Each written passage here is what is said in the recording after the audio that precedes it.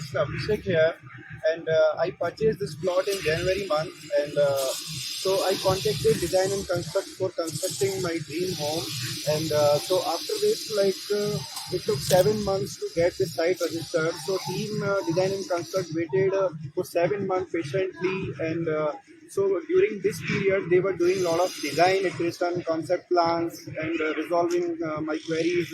And we came up with this nice G+1 structure. And after this also, first they did putting in all. The process was really smooth. It took 6 months to get this structure ready.